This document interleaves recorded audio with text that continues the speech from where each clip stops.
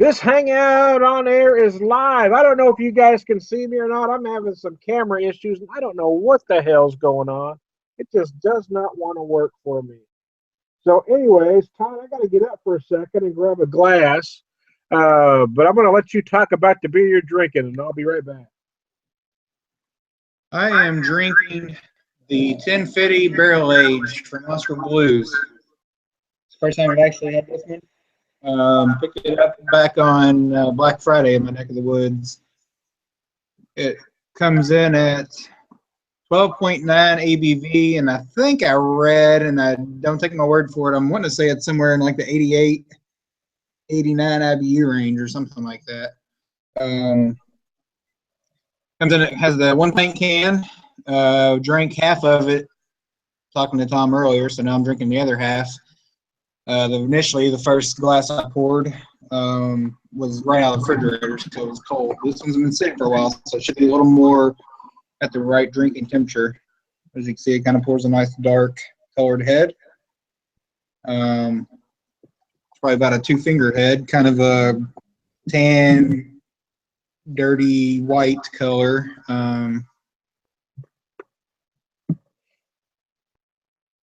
And the regular 1050 is just outstanding if you've had that one.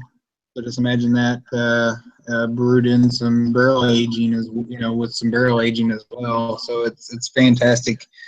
First half I had, like I said, it was kind of cool, kind of a little bit on the cold side. Well, I'm going to show this to the camera anyway, even though I don't know if it can be seen or not. Here's my MILF, and here it is. So there you go. Hey, my wife has a 2-finger rule too, but I don't think we're talking about the same thing.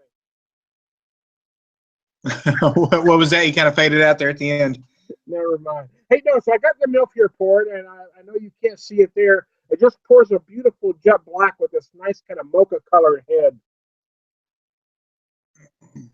Yeah, very similar to what I was just kind of explaining. It's solid black, can't see any light through it. Yeah, actually, hold that up to the camera again. Kind of a tan. I got my Cigar City snifter glass here. Yeah, it looks almost identical to what I'm holding. To me, I mean, almost the same consistency in the head as well. Yeah, mocha. That's a good explanation. I kind of said just a tan, off-white, brownish tint to the head on that, but mocha's actually a better explanation for it. So mine is 11% 50 IBU. So you've got a little more ABV than what I got. This one on the can says 12.9, and I'm thinking the IBUs on this is like 88 or 89, something in that neck of the woods, I believe. Wow, that's monstrous for an Imperial Stout. Let me see. What actually? Yeah, 12.9 ABV and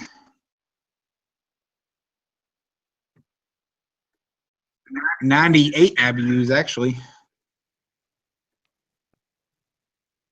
So that's big. Almost 100 IBUs. Oh, there you are. Hey. Am I back? Welcome to the chat. Wow, I don't know what the heck's going on with this thing. I got to tell you, it is just confusing the heck out of me. But then again, I'm not very tech savvy. Let's just say that, okay?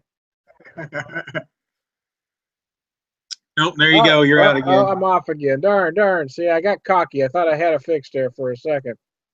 They showed you. Those bastards. Yes, this one's 12.9. You ever think technology's just screwing with you sometimes? I think it does. I think it sits back and it's actually watching you just get pissed off and somebody's laughing behind the scenes. Oh shit! No, I lost it altogether. I can still hear you. I am losing my marbles, man. This thing is just screwing with me.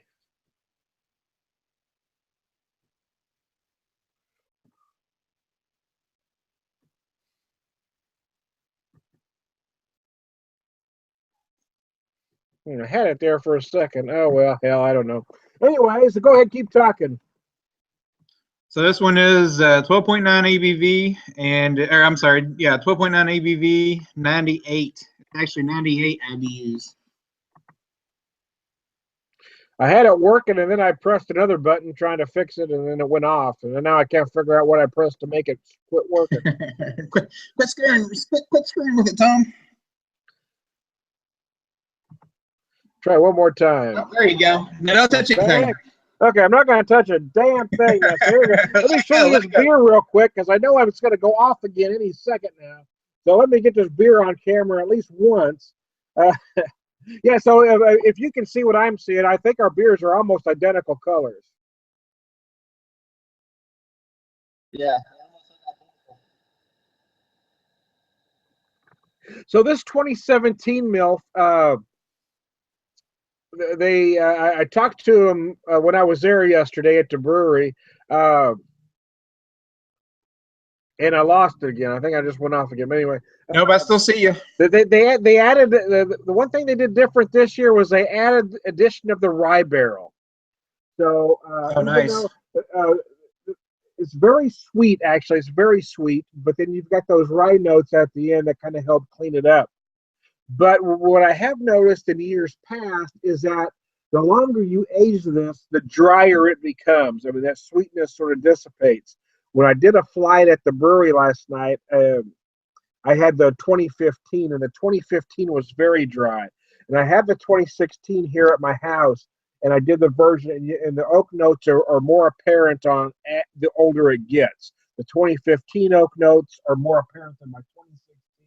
The oak is much more apparent on the 2016 than the 2017. So it is, I guess my larger point is this is a beer that will age very well if you can keep it that long. Personally, I drink stuff. I don't really cellar well. Do you prefer it, now that you've had it, do you prefer it drier or do you like it sweeter? You know, that's a tough question. I'm gonna say I like it aged, but it's one of those things. It's almost what do you like at any particular moment? Some days I want something this way. Some days I want something that way. Sometimes I like sharp cheddar on my omelet. Some days I like Swiss cheese. It's kind of that same question. Right. The, Well, the it's kind of nice to have. The, It's kind this of nice to version have is them. perfect. It's kind of nice to have them side by side because you kind of get the best of both worlds. You get one that's drier, not as sweet, so then you can go into the sweeter one and kind of get that aspect of it as well. I've also noticed, though, as I've gotten older, I've become more sensitive to sugars. Things that I didn't used to think were very sweet, I now find incredibly sweet. So somebody else may taste this beer a little differently than I do. To me, it's very sweet, but again, I'm very sensitive to sugars. Would you say it's on the lines of the sweetness of the macro that we won't talk about? No, actually, not even. Well, I didn't have the 2016. The 2015 that I did have from that one was almost syrupy sweet. This is nowhere in that ballpark. Okay, It's I mean it's certainly not undrinkable. It's perfect, but it is sweeter than the aged version. And gotcha. and I should also mention that this is an imperial stout brew with raisins and cocoa nibs. It's not a straight imperial stout. So I am getting some sweetness from the chocolate. I'm certainly getting some sweetness from the raisins. And those come in 12-ounce 4 packs, right?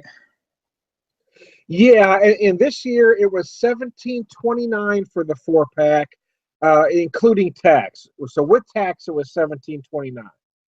So we're basically looking at about, let's say, 8.75 for 24 ounces. So the bottom line is, do you think 870? Would you pay 8.75 for a 24 or 25-ounce bottle? Yeah, I don't think, for what it is, it's a once a year thing. I think that's okay. If it was in a bomber, would you pay 8.75 for 22 ounces? And I guess if you look at what everybody else is selling their products for, a barrel aged imperial stout at that price isn't out of line. Especially for the complexity that it sounds like it has. Which is crazy. Yeah. Again, you've got the complexity of the raisins and the cocoa nibs, but in this particular thing, you also have it's aged in rum barrels and brandy barrels, rye barrels. So you've got all that other varied complexity coming out, and I think that's why I'm feeling it sweet. Is because I think I'm getting. I know when I tried the variances, the rum barrel to me was the sweetest. And then the brandy barrel was interesting because I got other fruit notes from the brandy. So I think that's what I'm feeling right away here is that rum and brandy barrel working in this thing along with the raisins. So I not only feel like I'm tasting raisin, I also feel like I'm tasting a dark plum, and I also feel like I'm tasting date-like notes. It just gives you other dimensions to the beer. Really, that's not a bad price. You think about it, because I've paid many a times, and probably way too much, for a Prairie type beer that's only a 12-ounce bottle, and you're going to pay that same price for that. Whether it's a Prairie Bomb or whatever their specialty is for that particular time. And I know that, And I do, just because I like to try them, and I think they make great beer. Although I think it is overpriced, but it's kind of one of those ones that you pick up a bottle. It's once in a. And I know that macro that we don't want to talk about it's sold in most places for between 12 to 20, and I did see some folks post that they found it for 10 for a 16-ounce bottle. Right. So this isn't, So that's in line. Yeah, that's in line. It's not outrageous. In my opinion, it's not outrageous. And I like when I buy a beer like this because I'm supporting a local brewery. I'm not supporting a big conglomerate. Right. Now there are folks that say, "Well, Tom, if you shop at a big box store, you're being a hypocrite." And I'm going to disagree with that line of logic and say, we all make the changes we can make. Just because you can't make every change doesn't mean you're a hypocrite. I shop as small as I possibly can in most cases. But yeah, I have to shop at that big box store sometimes because of price and convenience. But I really don't like to. But I am able to make the change on that one level. So just because you can't make all of the changes doesn't mean you shouldn't make any changes. I was going to say the same thing. We all shop at those type of stores because it's price value. I mean, money. Price, convenience, yeah. Right. Well, I mean, money. Money is ultimate. But there are folks that say, well, if you shop there and you say I can't buy this beer, then you're being a hypocrite. And my answer is no, because just because you can't make every change you want to make doesn't mean you shouldn't make any changes. Right. You got to start somewhere or do something, or to the best of your ability anyway. Oh. But like you, actually, so how much now you when you first poured that beer, it was warm. It was cold around the refrigerator. I'd say it was. Now that it's warmed up, have you noticed many taste and aromatic changes? I get more. I can smell more of the barrel aging now than I did when it was cold. Definitely. I definitely get the barrel on the nose where I wasn't getting it in the cold state. I wasn't getting it nearly as much. Getting more of those oak notes. Yeah. I definitely feel the oakiness, the barrel aging. So is that aged in bourbon barrels? Does it say what barrel it's aged in? It just says barrel aged. It just says aged in bourbon barrels. I don't know what type. Oh, what type aged in bourbon. It does say bourbon though, right? It does say bourbon, yeah. So are you getting typically anything aged in a bourbon barrel? Sometimes you'll get vanilla. You'll get more vanilla. You may get some toffee notes. Are you noticing those type of notes? Yeah, I was gonna say I do smell more of like the caramel and toffee type notes, sweet notes on it now that it's warmed up. I still don't smell or taste a lot of vanilla in it. So now that it has warmed up, though, when you taste it, does it seem less sweet than it did before? Yeah, the bourbon in it's more apparent than it was when it was cold. See, I've noticed that when I've let beers like this warm up, they tend to feel sweeter when they're colder. Yeah, it definitely had more of a chocolate sweetness to it when it was cold. Now that it's warmed up, it's definitely more the barrel is kicked in, more the bourbon punch. Even taste, not in a bad way, but even taste a little more boozier than it did when it was cold. I definitely feel like it's more 12.9 than it was earlier when it was cold. See, and I think that you made a great point there. That's what a lot of folks don't understand is sometimes boozy isn't bad. It's usually used in in a derogatory manner when beer geeks talk about it being boozy. But just because you can feel the alcohol doesn't mean it's a bad thing. Because some beers you want to be able to taste that. Yeah, and this one is the case. I don't. It's not a bad thing at all. I didn't mean it to be negative towards it. I actually, on this particular one, I actually like the kind of booziness in the back end that you get on this now. That it's warmed up. I probably have it now at it's probably just slightly colder than room temperature, I guess. Probably in the 50 degree range, probably 54. Now that I'm about halfway through mine, I think I probably have it at about the perfect temp now. Yeah, I get a lot of dark chocolate on the nose. I certainly feel those raisins on the nose. But again, that rum barrel, that brandy barrel, and those rye barrel notes also come through, and I am feeling a lot of other dark fruits because of the addition of those particular barrels. And this one, I mean, this one's outstanding. I wish I'd have got me 2 cans of it. Like I said, I picked it up and it was kind of limited. I probably could have got an extra can of it, but I didn't. And I don't remember what I paid for it, but it's phenomenal. If you can find it, I would definitely recommend you getting this one. I haven't seen it in my neck of the woods yet, but if I can find it, I'm going to buy it. I like to drink one side by side with this to kind of not necessarily to pick which one is better, but just to kind of compare the differences and see what one and the other does. But yeah, and Oscar Blues is just a great brewery anyway. They're doing some crazy stuff over there. Yeah, and to me, the 1050, just the standard 1050, is one of my favorite Imperial stouts. Yeah, it is a fine. Just regular. When I was having earlier, when we did an earlier session, I had the Victory Storm King. To me, those two are really just two of the better craft versions of an Imperial Stout. Yeah, that Storm King is really good. I haven't had it for it's been several years since I've had it. I'm gonna hopefully I can maybe try to still find it around. Probably did it just come out in your neck of the woods not too long ago? Do you know? No, well, I know you don't get it. I know you don't get it locally, but you get it at in yeah. Arkansas No, I just saw it. I think I first noticed it about 2 weeks ago, but I wasn't able to buy it. So, but when I was able to, I found it. I found that 4-pack for only $8.98. And wow, for $8.98, I'm it's a 9.1% Imperial Stout, 48 ounces for $8.98. I think that's a bargain. That thing with Victory is they're we get most of all their stuff around here locally.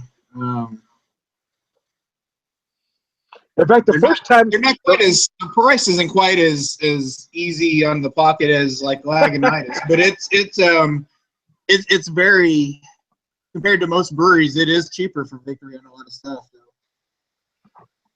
Yeah, I noticed Victory prices aren't really cheap, but the first time that I had a Victory beer was when I was in your neck of the woods when a friend of yours, John Sharon. He took us to New Albanian Brewery, but then we went to a liquor store called the Keg.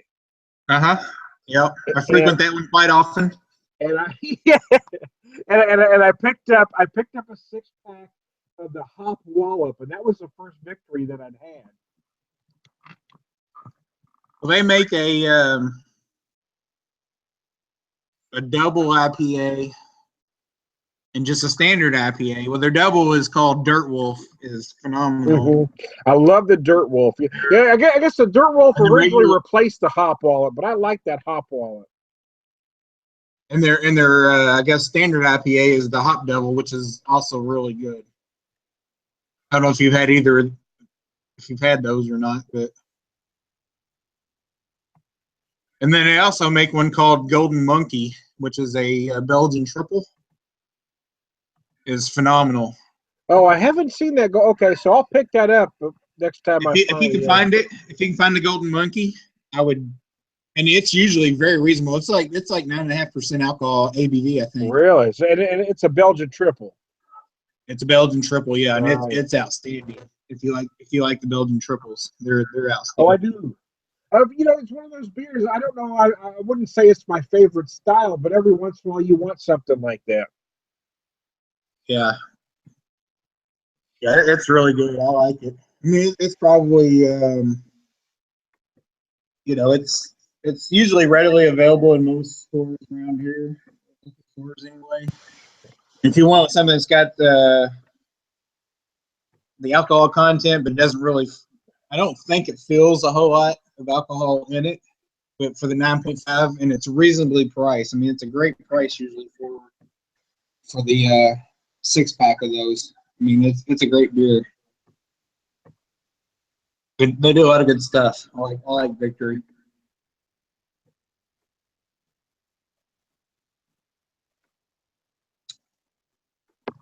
Oh, I can't see you. Are you still there? Yeah, it went off on me again. I don't know what's going on with this thing. Now I've got a little bit of beer left, so we'll just keep talking. Yeah, I got quarter, a third left maybe in my glass. So, of the bourbon barrel aged Imperial stouts, um, I won't ask you which one you like best, but do you have certain favorites that you always go to? Oh shoot! I'd put this 1050 right up here, but I can't. To my knowledge, it just came in our region within the last year, so I don't know that it'll come back again. I don't know. Let's see. That's a good question.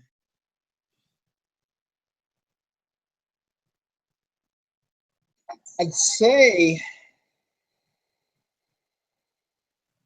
our local brewery here in Louisville.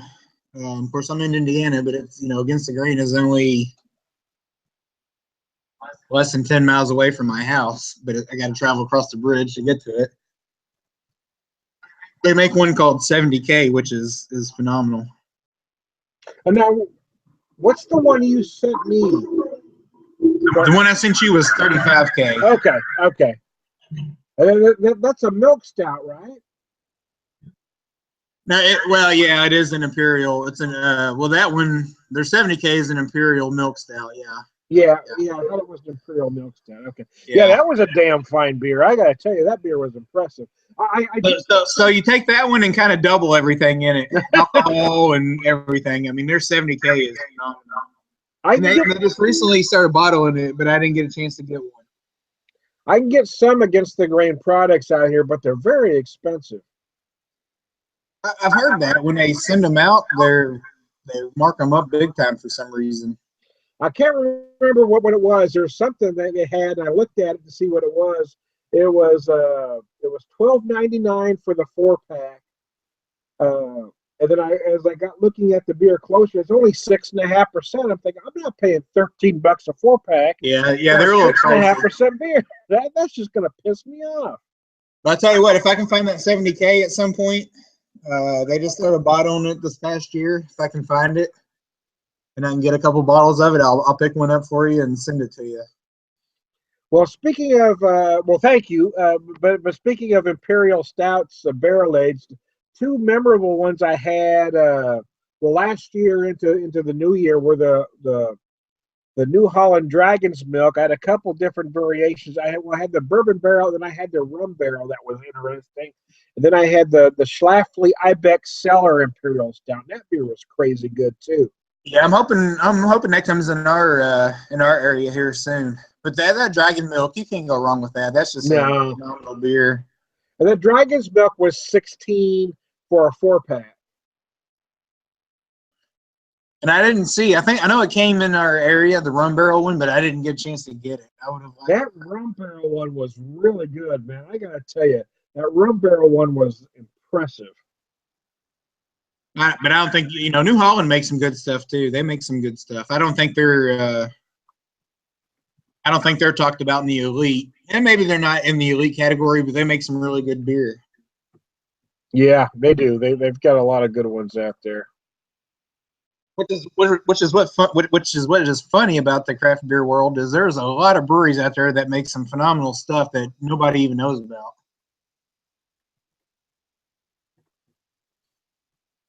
And some of the bigger guys that's got more of the money are the ones that get a lot of the accredited acclaim, I guess you could say.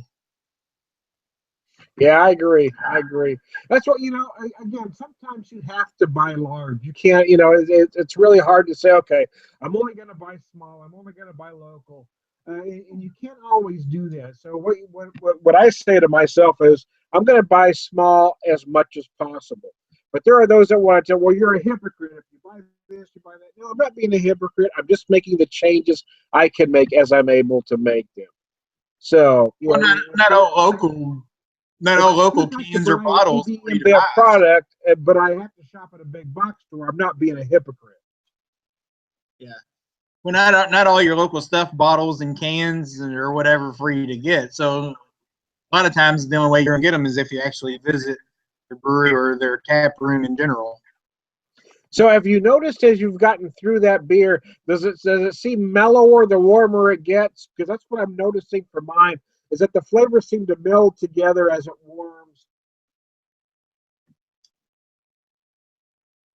It definitely has more of a boozier flavor to it than it did before. The bourbon barrel, the aging, the barrel age is definitely more apparent on the mouthfeel for it. Mm-hmm. Uh, I would almost say, and I don't mean this in a negative way, it's probably smoother as the colder that it was. So The smoother, boozy, colder. the booziness of it has definitely taken over as it's warmed up, Mm. which again, in my opinion, isn't a bad thing. I actually wished as it was colder, I got more of the barrel flavor to it. So I've noticed as this one's warmed up, it's not as sweet as it was at the start, and the flavors will become more together. At first, I was noticing chocolate, the raisin, the various other flavors at different points, and as it's warmed, they all seem to have melded together more. So do you think that that's kind of an issue at times when you go to like breweries or tap houses or whatnot, and you get those things right out of the tap and they're cold? Yeah, it's funny is that a lot of breweries, well, actually some breweries do, I suppose, but a lot of breweries won't necessarily have their beers that cold. But if you go to even craft beer bars, a lot of them, because of some other beers they have on tap, will have their taps at about 38, 39 degrees. So yeah, I mean that's damn cold. Yeah, yeah. And I mean, they definitely do change as they warm up. So it's almost like you're drinking two different beers, which is what I kind of had with, It is, which is yeah. kind of what I As had that with this one changes, because I yeah. poured a full snifter full, which was about half the can when it was cold. So I kind of got the sweetness, more chocolatey flavor out of it. Now as it's warmed up and it's set, and we've done this video, I definitely get more of the bourbon flavor and the booziness of it. Still very smooth. I mean, it's not over the top booziness, but it's definitely more apparent than it is. But on the So nose, it's still very chocolatey though, which is weird because as it's warmed up, I don't get as much chocolate on the palate as I did before. So are you noticing the flavors different? Are you getting more of the chocolate, or have any of the notes become more dominant as it's warmed up? Yeah, the bourbon flavor has definitely become more dominant as it's warmed up. Earlier on, it was more of the chocolate sweetness to it. Now it's definitely more of the barrel aging, the bourbon flavor to it as it's warmed up. In a good way though. It's not overpowering yet still, even though it's what 12.9%.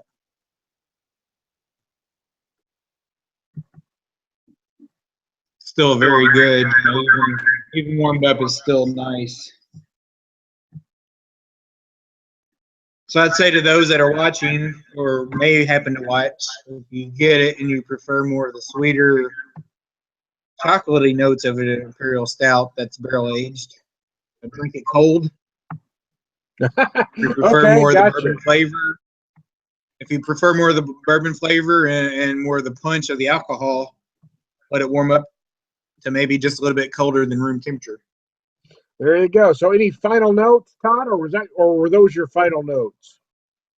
I'd say that was it. That's it. That's it, baby. That's all we got. I don't know what's going on with my camera. It's been popping on and off throughout this video. So I tell you what I've noticed from this one is that as it's warmed, the flavors seem to meld together better. But it's not to say I like it better warmer than cold or better colder than warm. It just changes. That's why I do like to start out with the beer a little bit colder than maybe it needs to be because I like to see those changes. Do you get much chocolate or sweet notes to it at all? Actually, right now, as I'm down to my last sip here, the dark chocolate became more apparent the warmer it got. It was sweeter, colder. It became less sweet as it warmed up. But it's still apparent in the taste as it warmed up. Yeah, and you also get a lot of those fruit notes. It's very nice, those big dark fruit notes. But yeah, along with your comparison, if you like it sweeter, drink it colder. If you don't want it as sweet, if you want the chocolate and fruit to jump out at you, let it warm up a bit. Yeah, as it probably is the case with most of those, I would say. All right, well, I am Tone the Beer Whisperer. Well, I'm having technical difficulties at the Beer Whisperer pub, but that's not going to stop us from drinking, is it, Hell no. Yeah, well, we persevere, man. I am Tone the Beer Whisperer. Hey, I want to thank anybody that tuned in, and we'll talk to you later.